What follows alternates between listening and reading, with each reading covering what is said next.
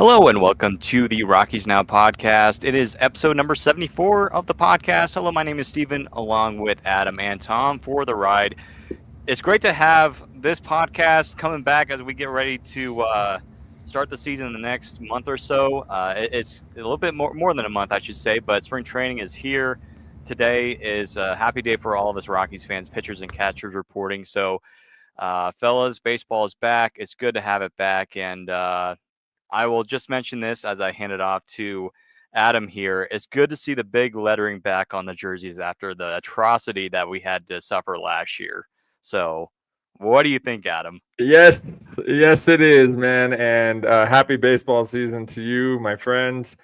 Yeah, I was one of the people who was complaining very loudly about that Yeah. because it looked. I mean, especially on the away jerseys for the Rockies. I was like, what? Who is that? What's that guy's name? Yeah. So yeah, that's a good thing, and I'm just happy that baseball's back, boys. So Tom, all you, man. For me, when it comes to baseball, two of the best sounds I've ever loved is the pop of a mitt catching a baseball and the crack of a bat hitting a baseball. Baseball is back, baby. And if you're watching the stream, you can see I'm putting two thumbs up. If you're listening, I've got two big thumbs way, way up. I'm excited. Hopefully, this will be an enjoyable year for us. Let's get it going. Yeah. And we have a little bit of breaking news, even though it happened yesterday. Alex Bregman is going to the Boston Red Sox this offseason. It took forever to happen, and this guy was arguably one of the hottest free agents on the market, and it happened just yesterday. So I guess it's good timing, depending on how you think of it.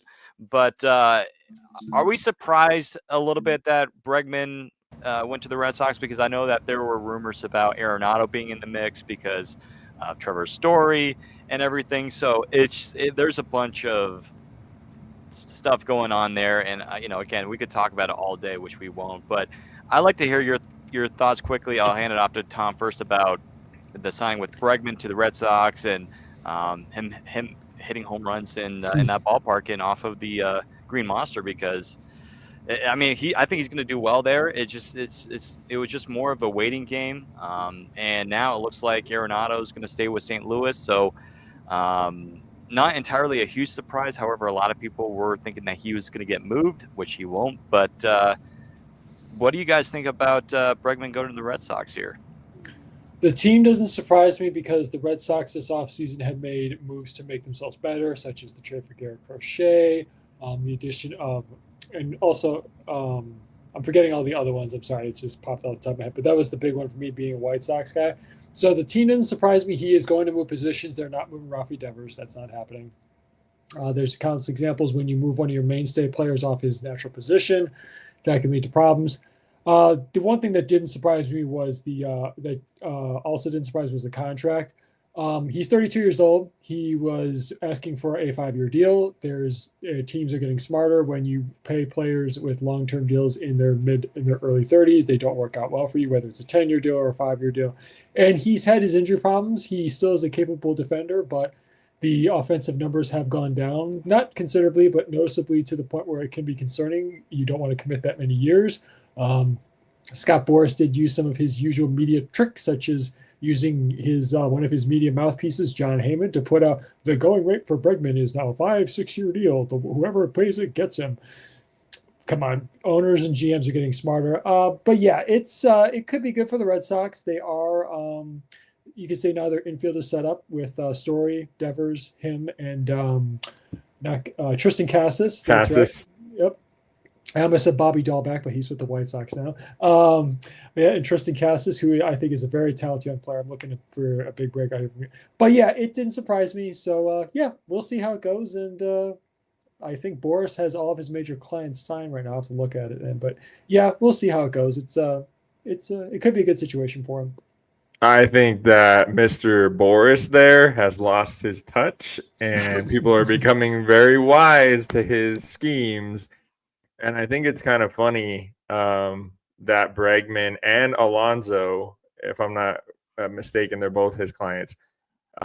They both have cost themselves at least $50 million because Bregman turned down 6 years, 156 from the Astros. Right. And Alonso turned down like 7 years. 7 years, 155 million, something like that. Yep. So I think it's going to be interesting to see how players deal with this moving forward. Are they going to bet on themselves and take considerably less money, or are they just going to take the deal with the team that wants to actually have them on the roster? I'll be interested to see that. But yeah, Bregman to Boston is not surprising. Like Tom said, they've had a lot of pressure from their fan base, very passionate fan base, to get back to their winning ways. I'm not 100% sure that this particular roster is going to do that. I think they'll be competitive. I'm not sure that they're actual contenders, but we'll see that throughout the season. But as far as Arenado's concerned, he probably shouldn't have nixed that trade to Houston because it doesn't look like anybody else has come a calling. And if he wanted to win, that was probably his chance. Now, I will say this. No, we know Nolan. We know that he puts the work in and day out, and he's going to do that again, and he's going to be out to prove something. So if he does that in the first half of the year, he'll improve his value, and teams will come calling again. But that's a big if because the lineup that he's surrounded by is just not very good. And you look at the rotation. We talked about it before. The rotation is very, very old, and bunch of owls in there, bro. Yeah. So, yeah. Who? Who? Reminds me from Moneyball. Where they're in that scene where they're talking about Scott Hatterbury, and they're like, "Who?" Pretty much, yeah. But we actually have breaking news here. And Tom, I don't know. I would like to hear Tom's thoughts on this for his White Sox. They signed Joey Gallo. They just did. Was it just announced? Well, 1 minute ago on X. What's the deal for? Just a minor league deal. That's no surprise. Well, yeah. I mean, when you look at the White Sox there, I'm not trying to be too mean when I say this. They're just kind of adding as many buys as they can to try and add as many difference. He wouldn't have been my first idea of signing because I'm a big advocate against his style. Strikeout, walk, hit. Strikeout, walk, home run. I'm not a fan. But, he's trying to hang around a little bit. I know he was with the Nationals last year, but he was injured most of the season. He is a veteran, so he will bring that presence. He's also very tall, man. He's a big guy. He's a very tall guy. Kind of, a lot of people don't realize how tall he is until you stand next to him. Doesn't surprise me. They'll be interesting. The only question is, are they going to have him take reps mostly in the outfield or take him at first base? Yeah. I mean, you could use that power, though. I mean, the White Sox could always use it. I like the competition. Oh, yeah, for sure. But I'm trying to think. Outside of Andrew Vaughn, they don't have any other top first base prospects. So, yeah, it wouldn't surprise you if he plays first base because the outfield is, even without, if they do trade Luis Robert Jr., the outfield is still pretty much set with guys like Slater and Tauchman. Mm-hmm. But will they win more games this year? Now you're putting me on the. Are you putting me on the spot? Well, here I just double checked the betting line to see if it changed. They're at 60.5 wins for the season. I'm going to go under. They're not going to. I don't think they're going to win 60 games. But the funny thing about Will Venable is being a first-year manager. He's got a lot of enthusiasm. He's excited. He's definitely got a couple of jokes he's had. So even if they win 10 more games or 15 more games, he's going to look good because you could say they basically hit rock bottom. There's nowhere to go but up. They did trade their best player in Garrett Crochet, and if some guys take big leaps forward, they could definitely turn some heads. But we'll have to wait and see. First, I'm waiting to see if they trade Luis Robert Jr. before the season or during the season. Mariners. Give me the Mariners. Make the right offer. We'll pull the trigger probably. We both know that the Mariners aren't going to call. They are not even going to call. So I'm not even going to. It would be interesting to see the putting Rodriguez and Robert playing in the outfield next to each other too. That'd be kind of interesting. Yeah, well, it'd be better than having Mitch Haniger at $18 million in right field. Yeah. But anyway, I digress, gentlemen. Well, real quick, last side comment about that. You didn't sign him to that contract. The Giants did. Well, still, we traded for it, though. True, very, very true. Very true. Yes, true. The Mariner way, baby. I'll never forget a couple years ago when the Rockies were actually interested in Mitch Haniger. I'll never forget. Oh, that would have been a horrible match because he's always injured.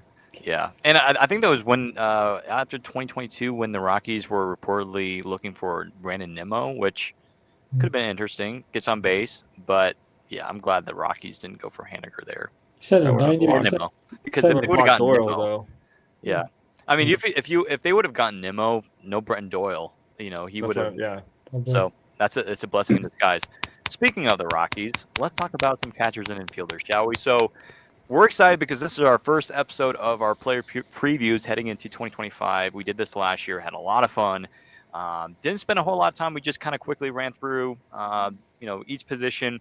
So starting off, let's do this. Let's get excited here. Let's talk about the catchers here. So let's talk about our two catchers for the opening day roster, and I think all of us can agree that the number one catcher for opening day will likely be Jacob Stallings, unless if something was to happen in spring training, he gets injured.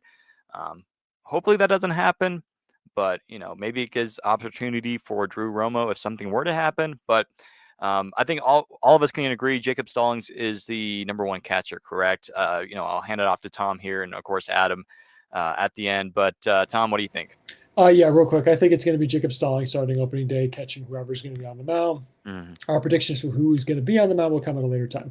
We were talking about today, but we won't reveal who we think it's going to be.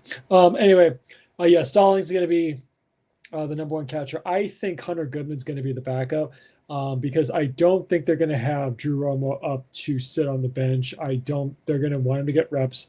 I think considering we don't have any other top catching prospects yet ready to challenge for Albuquerque because Willie McGyver is now with the Oakland A's. Sacramento A's. Sorry, my apologies. It's just like getting used to going from the Indians to the Cleveland Indians to the Cleveland Guardians. Got to get used to it. So with the Sacramento A's, and until maybe Stallings gets traded or they're ready to give Romo the everyday reps, but no, they're not going to have him sit on the bench. He's not going to be up here. So I think it's going to be on opening, barring no injuries, it's going to be Stallings and Goodman being the two catchers on opening day. Okay. Yeah. No disagreement from me, Stephen and Tom, on who's going to start behind the plate on opening day. It's going to be Stallings. And why not? Like we talked about last episode, he had a good season last year. He's a good catcher.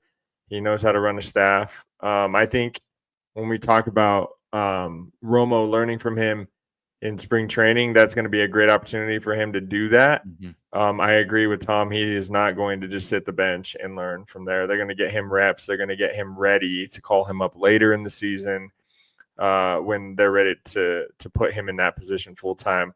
I don't know I could see Goodman, but this is the Rockies now, and we have an NRI here that the Rockies are probably going to consider, right, for the backup catcher, and that's Austin Nola. We'll get into NRIs later, but I could see it's the Rockies. They've done this kind of stuff before. I could definitely see them putting Austin Nola behind Stallings, Steven. Yeah, I agree with you, and we talked about it, a little bit before that. Austin Nola is a very intriguing player, and again, like you said, it's the Rockies, and the Rockies drafted him. And, Bill Schmidt, and this is not necessarily a bad thing, but Bill Schmidt is like that type of person. Is like, hey, we drafted him. We really like what he sees. He could definitely be a backup catcher, and that's what we're going to roll with. And especially if he has a really good spring, which I wouldn't be surprised because it's just, it happens. And it, happened with Jake Cave in spring training. And I know a lot of people weren't big fans of him coming out of camp, but then everyone loved him come that Dodger game where he got ejected, but at the end of the game. But yeah, I agree with you. Like for me, it's a toss-up. I don't know. I just love Drew Romo, but I am going to agree with Tom here is that if I'm the Rockies, I would put Romo in AAA, have him get regular playing time. Hunter Goodman actually was a very decent backup catcher this past year. I thought he did a really good job. A lot of the pitchers liked him, especially some of the young arms because, they came up through the farm system together. But he was able to really connect with some of the young arms there, and he held his own at the catcher's position to the point where Goodman was hitting home runs left and right at one point this year. He had a really good week. I want to say it was in July or August. But really all season long, Goodman, again, held his own, and he did a pretty good job. And there was a conversation of like, hey, Goodman, should he be the backup or future catcher for the Rockies? And so let's give him a try here in spring training, see what he's got. And so I guess we'll roll with Stallings and Hunter Goodman as the two catchers heading into camp. And keep an eye on Drew Romo, though. He could be the backup, Austin Nola as well. So those are two guys to talk about a little bit. of course, we'll talk about finish off with Nola and some of the other NRIs later. But moving on to first base, it's Michael Toglia. No questions asked. The guy had a really solid year in 2024 breakout season. Is this it? Is this now? Are we going to see the real Michael Toglia? Has he learned from, striking out a bunch? Is he starting to grow into his own? That has to be seen this year. And, fortunately and hopefully we continue to see him play every day, which he will, as long as Chris Bryant keeps getting injured, which unfortunately will likely happen. But hey, it's good for the Rockies' young players. Because of that, we saw Michael Toglia really take a step forward, and I think it's a really it's a good thing. It's a blessing in disguise for this Rockies team. So I think all of us can agree that Toglia is the first base guy. Without Go ahead, question. Tom. Oh, sure. Yeah, sorry. Without question, the couple things I'd like to see from him. One, of course, continue. He's such a tall guy. I think he has the ability to be a Gold Glove nominee. He is look at what he did in right field. I mean, that amazing catch. I think was that amazing catch in St. Louis. I believe is where that was. Correct me if I'm wrong, or maybe it was. I believe it was. Yep. Okay. Well, and for a tall guy, he's quite an athlete. He does move well laterally, so I expect him to hold down the hot corner and also be in the right spots, such as on cutoffs, those kinds of things.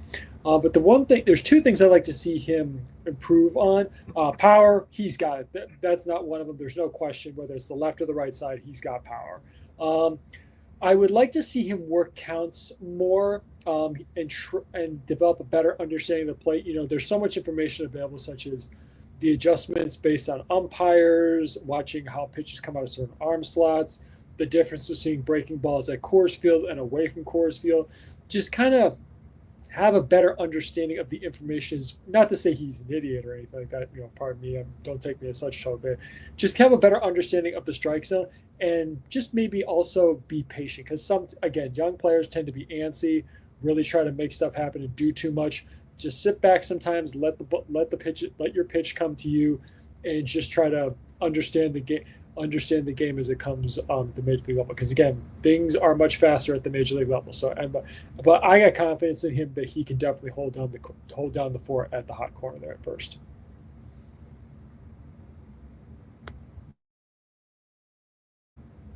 You're on mute, Adam. You're right. Sorry, I was coughing earlier. Something that is going to be a little bit surprising to everyone in looking at Toglia in his Baseball Savant page, his base run value was in the 64th percentile. So it's actually pretty good for a guy his size.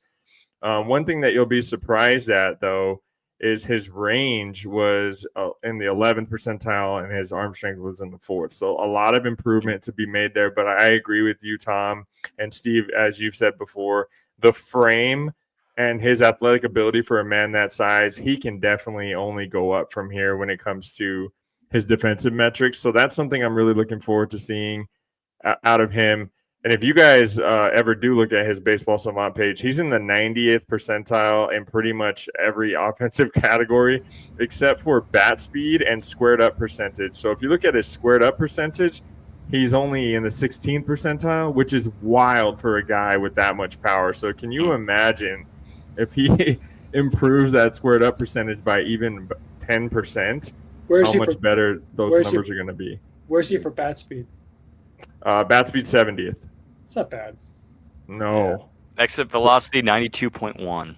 Yeah, so he's in the 90th percentile in a lot of categories. Of course, the K percentage in the 4th percentile, but his walks was actually in the 92nd percentile. So he is getting on base and working those counts.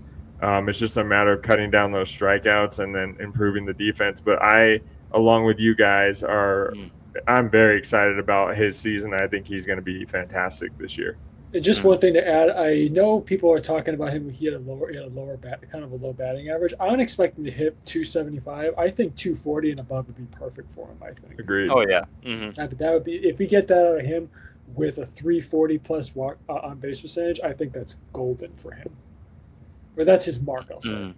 Oh, by yeah, he's never not going to strike out, right? He's going to strike out. It's just a matter of cutting it down. Especially being a switch hitter. Yep. Yeah, and this was a conversation that we had last year and previous years, where Tom and I we talked about Michael Toglio, how he should be hitting from the left side a little bit more because that's where he gets his power from.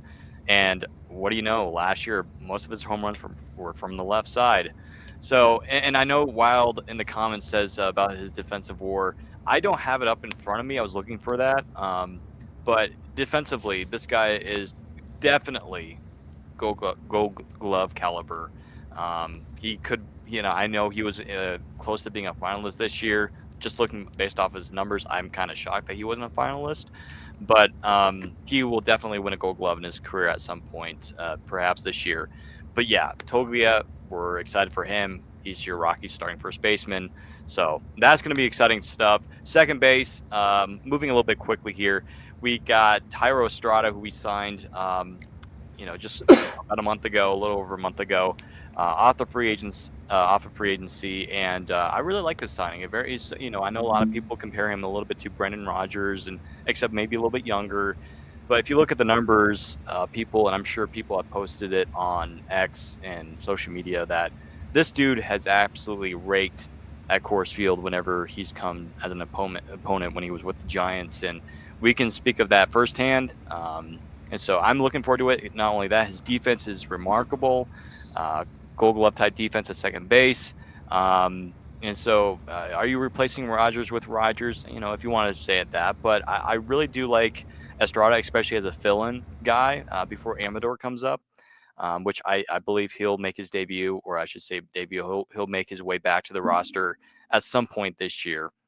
But yeah, I think Estrada is as your starting second baseman. And as Wild points out in the comments here, B-Rod still doesn't have a job. And it kind of says something there. Is he worth the player that he is? Or, our team's afraid to sign him. And I think there's definitely a reason why that teams haven't signed him, guys. And so it's, you feel bad for B-Rod because we drafted him, came up through the farm system. It just, unfortunately, just didn't pan out the way it is. So, but yeah, I'm excited to see what Estrada has. I think he's going to have a good year.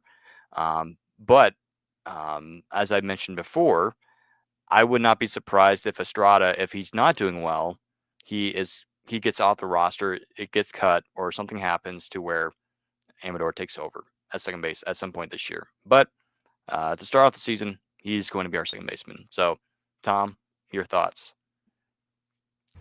Yeah, I think it's safe to say Estrada is going to be the starting second baseman opening day. However, I would not count, not to say there's a chance that won't happen. The only way it doesn't happen, I think, is injury. Um, when you sign a veteran to the contract like you did with him, you are planning to make him a starter on opening day. Aaron Schunk is going to get several looks probably at second and third base. So don't count him out in terms of getting at bats at the major league level this year. But he probably, it's going to be interesting to see who they use as the fourth infielder. He could have a shot at that. But yeah, I agree. Tyro Estrada is going to be the opening day second baseman. No argument. No arguments. No, I can't think of an argument to make against that call, except for injury, of course. Knock on wood, it doesn't happen for him. Yeah, I think the fourth infielder might be Kyle Farmer, but hopefully not. No offense to that guy, but I do like the signing of Tyro Estrada, and yes, he primarily has played second base in his career, over 1,200 games over 1,200. I'm looking at the wrong numbers. 300 games at second base, but he does have a lot of experience in shortstop and left field. He's pinch hit quite a few times in his career, so this is a guy that you can play all over the place. He plays right, left, shortstop, third, second, wherever you need him to play. And that's the kind of player that you value having on your roster when injuries come up. So I think the Rockies may be in a situation where this guy builds up his value playing for the Rockies, and then they deal him at the deadline and get Amador in there, because hopefully, right, that's the plan at second base. But yes, he will be the opening day second baseman. Mm-hmm. Yeah, and Aaron Schunk, I think he deserves to be on the spot on the 26-man roster, just based off of how he did later last year, in the last couple of series there. He had really was on a hot streak. I do agree with Adam. I would prefer him over Kyle Farmer. Now, however, it's kind of difficult to do that because Farmer is on a 1-year deal plus with a option for 2026. So you are paying him a little bit more than you are with Aaron Chunk, obviously, because he's under team control. So, and he's still basically a prospect.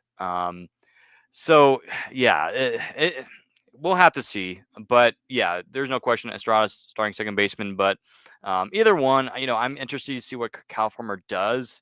Um, his ceiling's not very high. He's not a great hitter. Defensively, he's good. Maybe not great, but he's good. Um, and he's not going to do much for you, but he will occasionally, do something for you. So that's Kyle Farmer, man.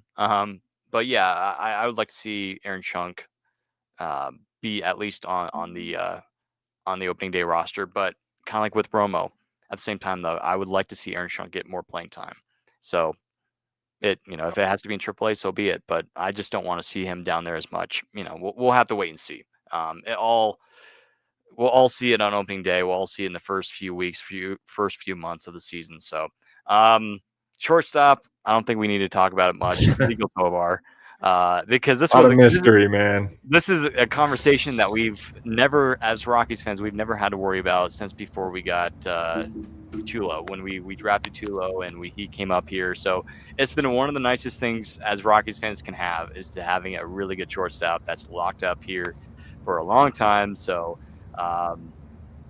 shocker here, Ezekiel Tovar starting shortstop for the Rockies. So no, Tovar, dude, he has a legit chance to be an all-star this year.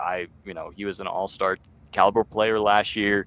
So I'm excited to see what he's going to do this year. Not to mention, people forget that this guy led the National League in doubles last year. And I agree with Wild. The extension is looking really, really good. Fingers crossed that he stays healthy.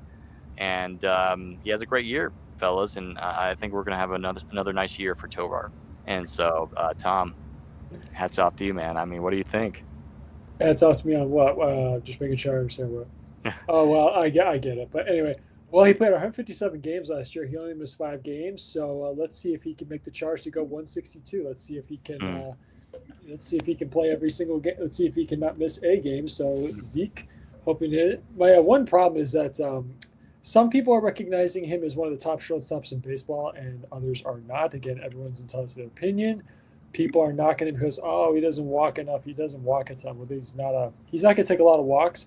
I think it'd be awesome seeing if indeed, in fact, you have Doyle, him, and McMahon as the top three, as the front third of the lineup. It will be interesting to see how he does batting routinely in front of a lefty, Ryan McMahon. It'd be again, wild thinking here. It'd be awesome if we could see him in the run for the batting title. Maybe he takes that big of a leap forward in terms of his making contact. I'd love to see him pull the ball a little more. He does like to go the opposite way, but I'd like to see him get some more pull and get more onto pitches inside. So but again, this shouldn't be a shocker to anybody who's going to be our starting shortstop on opening day. Yeah, I'm making sure I'm not on mute. It's not my best podcast tonight, my friends. It's all. Well, you're in the middle. Yeah, exactly. I got the wasteland behind me. That used to be my office. It's all. But yeah, Tovar, of course, budding superstar for the Rockies, going to have another great season. The number one thing I'm looking for off of what Tom was saying, if he's going to be in some sort of batting title argument, he needs to cut down on that whiff percentage. Way too much chasing, not enough patience at the plate yet. And that doesn't mean he has to walk, right? It just means that he has to get better pitches to hit. And that's something that he can definitely work on. But I mean, he's an outstanding player, and we're very excited to have him and to watch him grow. And we're spoiled as Rockies fans when it comes to shortstops. You're 100% correct on that. Yeah, it's something. I mean, this guy Tovar, I remember when he was coming up through the international, DSL leagues, and people were like saying, "Hey, this guy's going to be a superstar." And I was like, "Okay, we'll see what he's got." And so far, they've kept their word. Tovar's been that dude. And can he do it? I think so. I mean, this guy has been able to be so mature, and he's only 23 years of age, 23 and a half to be exact. And this guy is, again, super young. And a bunch of these guys, when they're 23 coming to the league, it takes them a couple of years just to get their feet wet a little bit, right? And Tovar's already done that.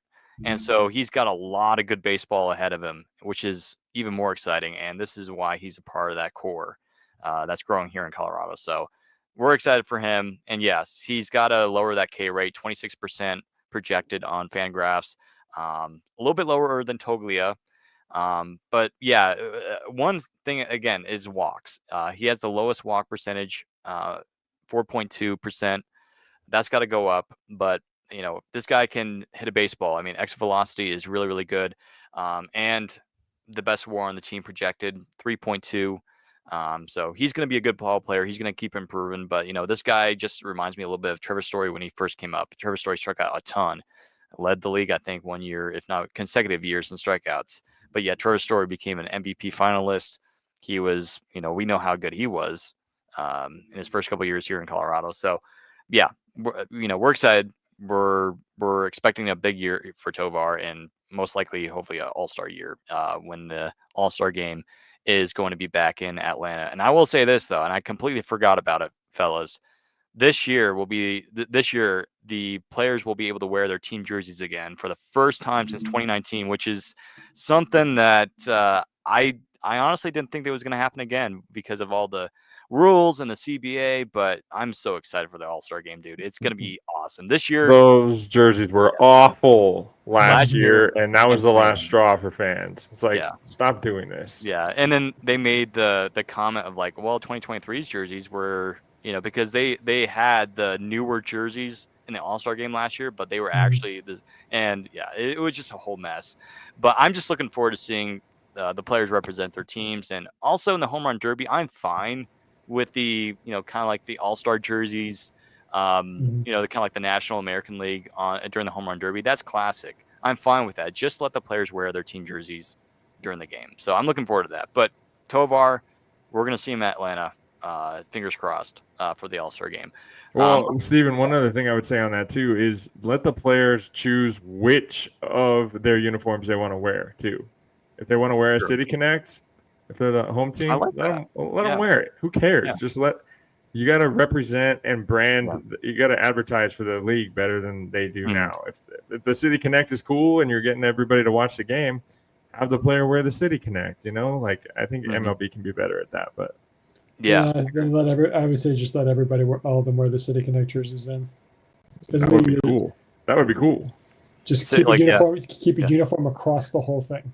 I do like how last year, I forget what series it was, but was it like Rays and Orioles? They both wore their City Connects in the same game, and the Rays were their road team. I liked that idea. That was fun. It just like I don't, because it would be fun. Whatever the Rockies City Connect jerseys are, hopefully they're better or at least the same aura as these past. I know some people didn't like the license plates. I like them, but that's my opinion. But I like that idea. Let the teams wear their City Connect jerseys on the road against another team that's wearing their City Connects. It's just like you have that debate. It's like, hey, which one's better? I think it's good for baseball. So I'm for that. Keep doing it. But yes, I agree. Let the players, if they want to wear the City Connect jerseys, if that's their favorite jersey, let them wear it. And before we go to third base, I will say this is that I want to see players being able to customize everything for Players Weekend. Their jerseys, the hats, everything, not just their cleats and bat. I want to see everything. I want to see nicknames again. And fingers crossed, maybe we'll see that this year. But last year, over the last couple of years, it's been so bad. Even 2019, when they just did the black and white jerseys, that was horrible. It was just like there was no creativity. I love 2017's Rockies jerseys, with the gray and the purple. Oh, that was so good. But yeah, I want to see something like that. It would be so much fun.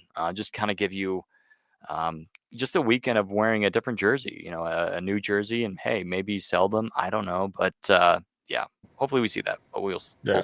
Make baseball cool, man. Yeah, it's supposed to make it something people want to watch. Yeah, I mean, NBA has like each team has like 9 different jerseys. Exactly. Like, come on, and it's Nike. Come on. So, One Yeah. last tidbit about shortstop. Not only do we have a good string of shortstops, we also had a shortstop that we drafted that turned into a legendary third baseman. Yeah. Because just for reference to understand people who don't know what I'm talking about, Nolan Arenado was drafted as a shortstop. Yeah. Yeah. Sure was. And they had a lot of concerns about him defensively. A lot. Well, when a guy just shows to show you when a guy changes positions, it's night and day difference. Yep, they're like, we got to move you, man, and there you go. So yeah. Well, now we're at third base. So speaking of third base, we got Ryan McMahon again. No big surprise, still on that contract extension for the Rockies, and he's been able to just be the guy that the Rockies have wanted him to be defensively, offensively. Still waiting for that breakout year, which everyone has been waiting for. I think it's just Mac is just going to hit his bar is 20 to 25 home runs. Really, I think he's already there. I'm fine with it defensively. Mac is a good third baseman. I remember in 2019 when he broke out and we still had Arenado. A lot of people were like, "Hey, is McMahon the third base of the future if Arenado is traded?" And McMahon, so with that contract, I would say it's been good. It's not been great, but it's been good. And he was an All-Star last year, so that was special. So I like Mac, and there's no question that he definitely deserves a third base. Of course, the Rockies really don't have any third base prospects that are ready. So, I love Mac. And I think he should have another good year like he had last year, maybe another all-star season. We'll see. But I will say this is that generally when you have an all-star season, that player has a little bit of a down season the following year. So hopefully that doesn't happen, but we shall see. So Tom, Adam, do you agree? Tom first. Yeah, I do agree. He was Mac being our lone all star. He was great in the first half. Unfortunately, the second half of the season, oh dear lord. I don't know if I want to make anybody kind of kill everybody's night with these numbers, but just I will anyway. In the first half, he slashed 272, 354, 47, and in the second half, he slashed 188, 283, and 309. Kind of strangely, though, he did hit more home runs on the road than he did at Coors Field. He hit 11 home runs on the road and 9. Wait, let me make sure I got that right. Yeah, nine home runs, right. nine home runs at home and 11 on the road. So, Mac, I kept thinking, I think I said this in one of our episodes last year. I wonder if he was hurt, if he was playing through some kind of a small injury or something of that nature, because he just seemed off at the plate sometimes. I know, Steven, I think you said his swings that more frequently looked lazy. A lot of just straight defensive swings. I don't know. Maybe he was hurt. Maybe he was just tired. Maybe he was battling something. But the point is, we have a Gold Glove defender at third base. He will be batting third, I think, on opening day. He does still have the chance to become an all-star again. And hey, he's here till 2027. And for the people who thought he was getting traded, there was a very low likelihood that was going to happen. So yeah, I'm looking I think Mac is, again, as you pointed out, he has been a staple in our lineup for several years, and he will be one of our mainstays for the next several years. Oh, and Wild That Innocent saying Stallings the slowest player in MLB. I would say that Yasmani Grandal is the slowest player in Major League Baseball. I don't think he's been signed yet, but I still think but just characterizing him I think he is the slowest player in Major League Baseball. Trust me, White Sox fan here, that guy cannot run. Another guy, Daniel Vogelback, if he's not anywhere. I think they said Statcast said Grandal was a little slower. Oh, wow. Because I remember this because one of the White Sox media outlets here did some kind of a thing on him, and I think Statcast did say he was the slowest based on foot speed. But I'll look it up again. But Vogelback definitely is a contender, but that guy's got, ironically, both guys got some serious power. But anyway, Mac, he's going to be holding down the hot corner at third. Yeah, I mean, there's no disagreement, of course. I think that he definitely, just from looking at it, he was definitely battling something last year because they just weren't typical Ryan McMahon at bats or swings, just kind of half-hearted in some situations, and that's just not who he is as a ball player. So I actually think that he could have a better season or maybe his best season yet this year, depending on Nolan Jones. depends on what kind of protection he's going to get in the lineup. Because if you look at these first 4 hitters in this Rockies lineup, if Nolan Jones is Nolan Jones, they're pretty deadly, especially at Coors Field. They are not going to be fun to play against. And that's what we're looking for this year, really. But Ryan McMahon, we talked about it on the last podcast. He's the captain of the team. And so he's your veteran leader. Except for those who think that maybe Chris Bryant is. I don't think that's true. But yeah. So I think he's a solid pillar for the Rockies, and I think he's going to have a really, really good season, especially now that he's, in my opinion, he's no longer battling an injury, as far as we know. So I think the Rockies have a very, very solid infield. I think they're going to be a competitive team as far as like they're not just going to get blown out every night in every series. I think they're going to put up a fight and be a pretty good baseball team, at least entertaining for us to watch. But McMahon is huge for that, so we need him in the locker room.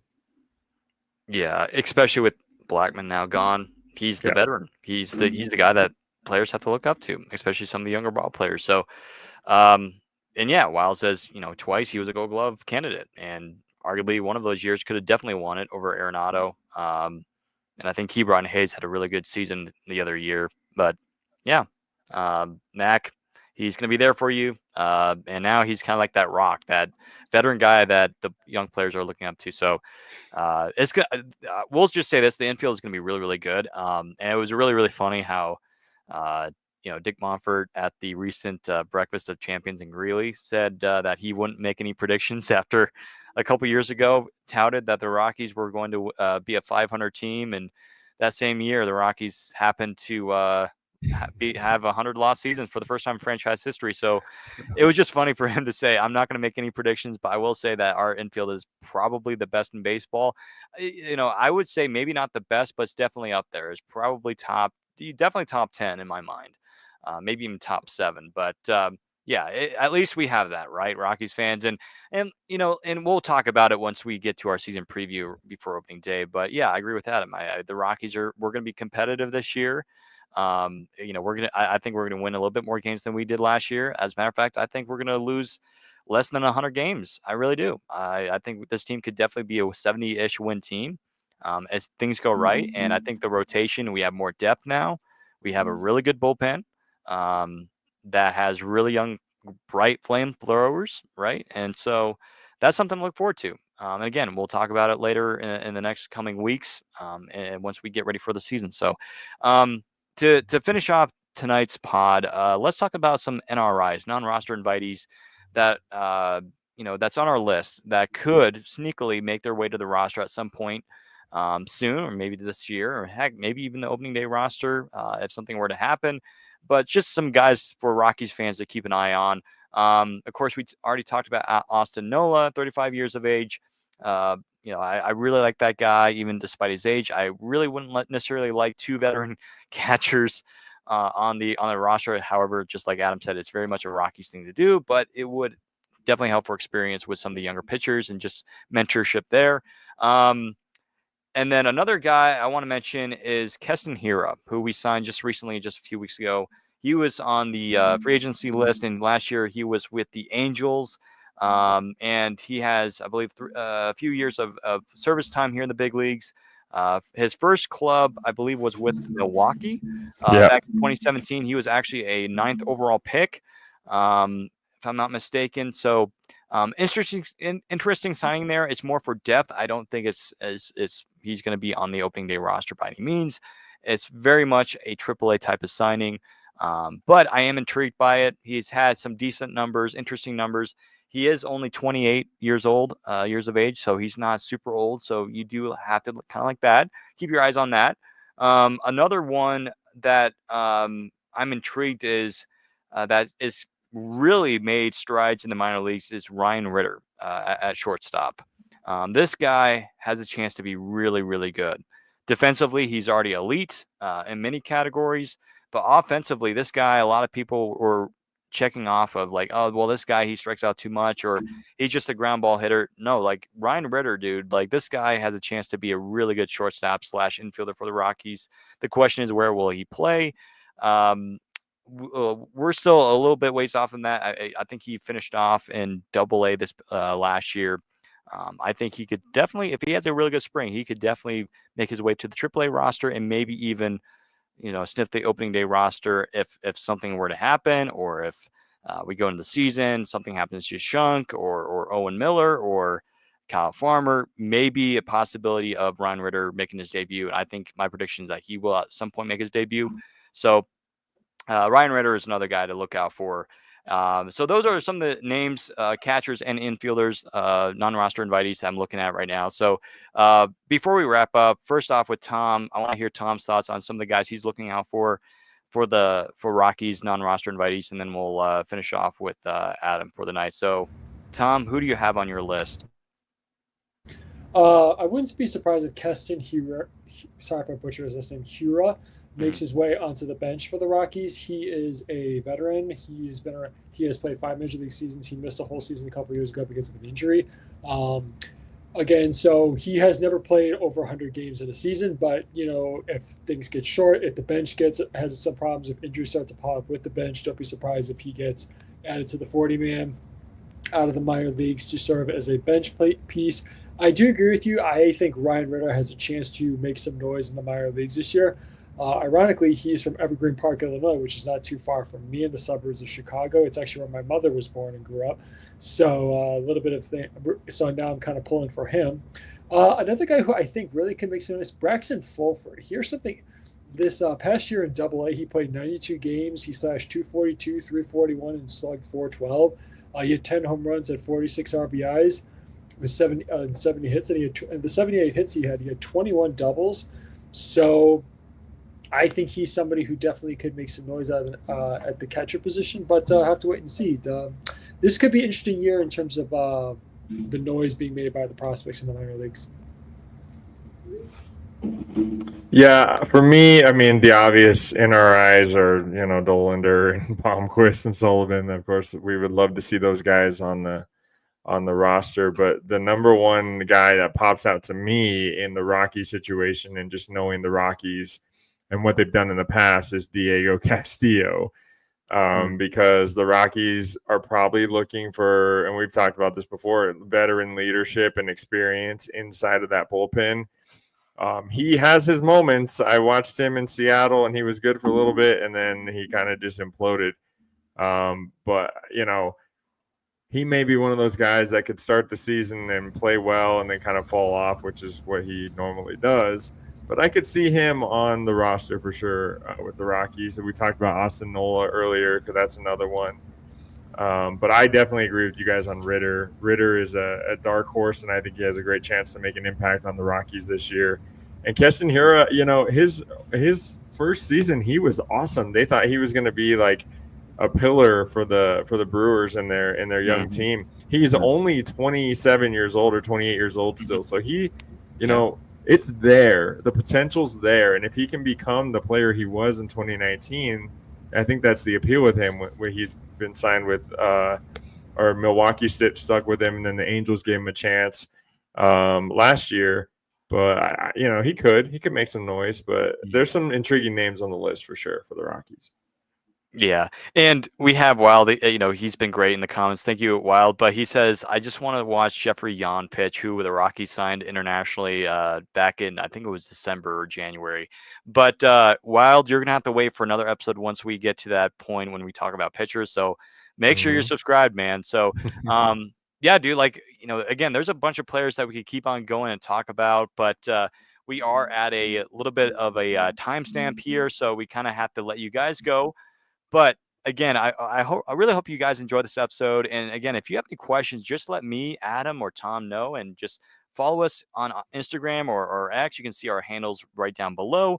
If you have any questions, just again, feel free to let us know, because we love to ask you, or just answer your question, not ask. Oh yeah, we can ask you some questions. But no, it's we're excited. The infield, I think, is gonna be great. The catching position, a lot of bright stuff there with Romo coming up, and I like Jacob Stallings a little bit. He had a really solid year last year for the Rockies. So we have definitely some pieces, and it's going to be awesome. And I can't wait for next week's episode. And I think next week we're going to be talking about the outfielders. So, and I know Wild mentioned Nick Martini. We'll talk about him next week when that time comes. But Wild, thank you so much for commenting tonight, and for those who are watching but didn't comment, thank you again so much for watching, and we appreciate it. If you don't follow us at Rockies Now, feel free to follow us at Instagram, X, and Threads. We're growing. We're excited about the future of Rockies Now, and we appreciate all of you for hanging with us. On behalf of myself, Tom, and Adam, we want to thank you for listening to this edition of the Rockies Now podcast. And as always, go Rockies.